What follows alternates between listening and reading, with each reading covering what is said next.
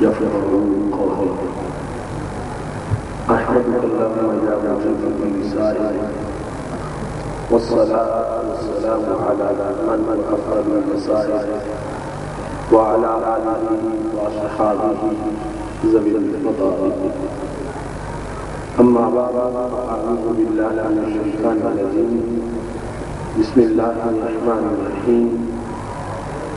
كنتم خير أمة أخرجت للناس تأمرون بالمعروف إن الله وملائكته يصلون على النبي يا أيها الذين آمنوا صلوا عليه وسلموا تسليما. الصلاة والسلام عليك يا سيدي يا رسول الله وعلى آلك وأصحابك يا حبيب الله. مولاي صل وسلم دائما أبدا على حبيبك خير الخلق كلهم، منزه عن شريك في محاسنه فجوهر الحسن فيه غير منقسم. يا أكرم الخلق مالي من ألوذ به سواك عند حلول الحادث العممي. رب صل وسلم دائما أبدا على حبيبك خير الخلق كلهم. مدرسہ ہے علم کی بارش کے تالابوں کا نام، مدرسہ ہے علم کی بارش کے تالابوں کا نام، مدرسہ ہے نور کے پرکیف سیلابوں کا نام، مدرسہ صفحات دل کے فیض کی تحریر ہے، مدرسہ تعمیر سیرت کے لیے اکسیر ہے. قحط ہو جب علم کا تو مدرسہ ایک جھیل ہے، مدرسہ تو شوکت انسان کی تکمیل ہے. قدسیوں کے روپ میں انسان ڈھلتے ہیں یہاں، لشکر اسلام کے تو شیر پلتے ہیں یہاں. تازہ ہر دم جذبہ ایمان ہوتا ہے یہاں، کہکشاں کے نور کا سامان ہوتا ہے یہاں. کون کہتا ہے مکفل ہو سکے گا مدرسہ، جب تلک ہے روح ملت ہے یہ اس دم تک کھلا. اللہ تبارک و تعالی جل جلالہ وعم نوالہ واتم برہانہ وعظم شانہ وجل ذکرہ وعز اسمہ کی حمد و ثنا. اور حضور سرور کائنات، مفخر موجودات، زینت بزم کائنات، دستگیر جہاں، غم گسار زمان، سید سروران، حامی بے قسم، قائد المرسلین، خاتم النبیین، احمد مجتبیٰ جناب محمد مصطفیٰ صلی اللہ علیہ وآلہ وصحبہ وبارک وسلم کے دربار بار میں ہدیہ درود و سلام عرض کرنے کے بعد زینت بسمت صدارت پیر طریقت رہبر شریعت حضرت میاں محمد عبد الخالق صاحب قادری،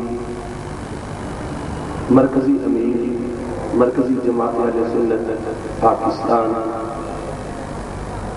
رونق محفل استاد العلماء حضرت علامہ مولانا مفتی محمد عبد الحلیم صدیقی صاحب حفظہ اللہ تعالی، استاد العلماء حضرت علامہ مولانا مفتی غلام محمد سیالوی صاحب زیدہ مجدود، شیخ الحدیث حضرت علامہ مولانا مفتی محمد جان نعیمی صاحب زیدہ مجدود، بارسان منبر و محراب ارباب فکر و دانش، نہایت ہی معزز و محتشم سامعین حضرات، رب ذوالجلال کے فضل و توفیق سے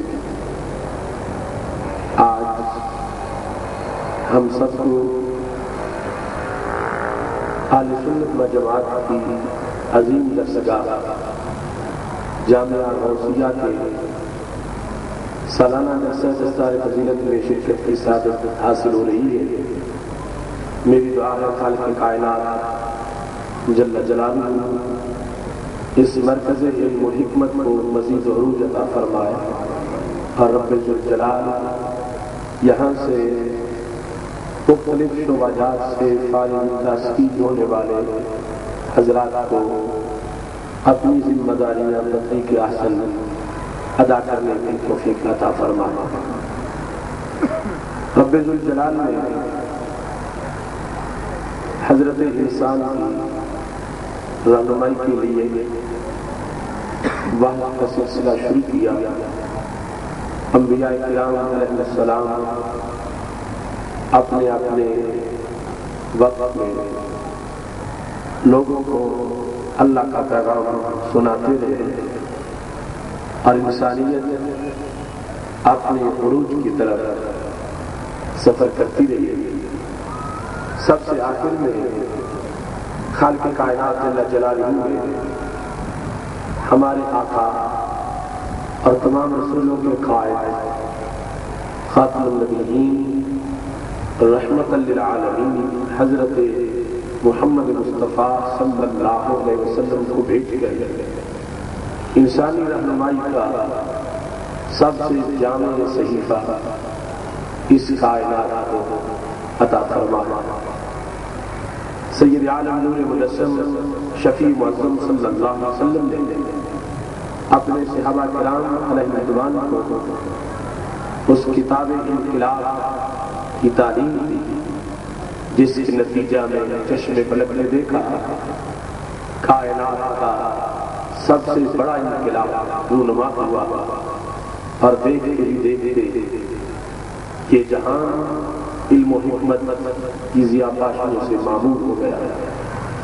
وہی عرب جس کی جہالت درب الفصل تھی، امام بخاری رحمۃ اللہ علیہ نے اپنی صحیح کے اندر ایک باب جہل عرب کے نام سے لکھا ہے، جس سے پتہ چلتا ہے کہ پہلے کتنے دیگر وہ حالات تھے، کتنی جہالت تھی، لیکن سید عالم نور مجسم شفیع معظم صلی اللہ علیہ وسلم نے اسی عرب کو اس قدر چمکایا اور اس قدر پوری کائنات پر اپنے انوار کی تجلیاں برسائیں کہ انسان حیران رہ گیا اور چشم فلک نے یہ منظر دیکھا، خود نہ تھے جو راہ پر اوروں کے ہاتھی بن گئے، کیا نظر تھی جس نے مردوں کو مسیحا کر دیا۔